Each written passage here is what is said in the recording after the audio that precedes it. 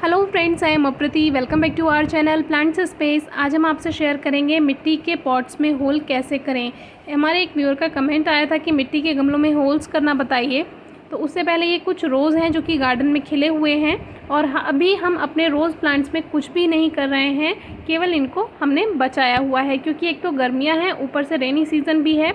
और अगर drainage system अच्छा नहीं है पॉट्स का तो आप बारिश से भी पौधों को बचाइए और अभी कुछ करने की ज़रूरत नहीं है। जो भी करना है अब अक्टूबर में किया जाएगा। इनका प्रूनिंग करना है या फर्टिलाइज़र ऐड करना है वो आप सितंबर अक्टूबर से करना शुरू कीजिएगा। प्रूनिंग का टाइम तो अक्टूबर ही है, तो वो हम टाइम पे शेयर करेंगे आपसे।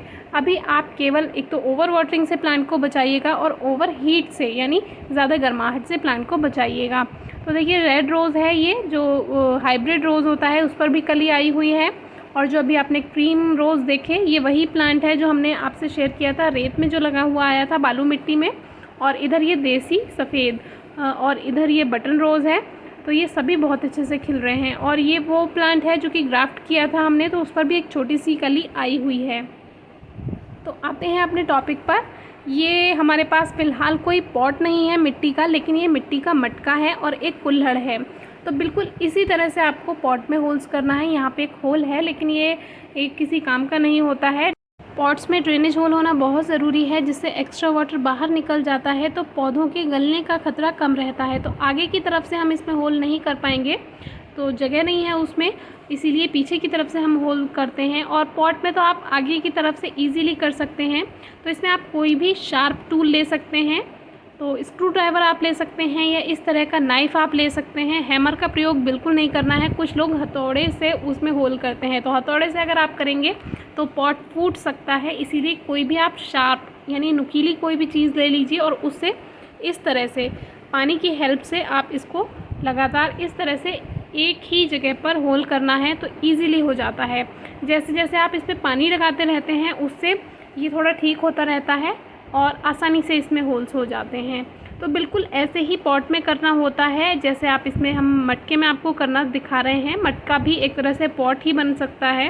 तो इसमें ड्रेनेज होल हो गया है। अब ये ड्रेनेज होल आप अपने अकॉर्डिंग रख सकते हैं, यानी कि छोटा रखना है तो और बड़ा रखना है तो अभी ये थोड़ा छोटा लग रहा है, इसको थोड़ा सा बड़ा और कर देते हैं।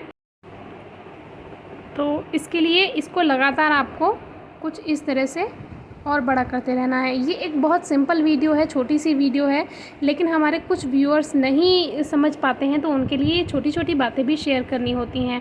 आप में से काफ़ी व्यूअर्स ये जानते होंगे, लेकिन हर व्यूअर को समझ में नहीं आता है, तो सबके लिए वीडियो बनाना ज़रूरी है।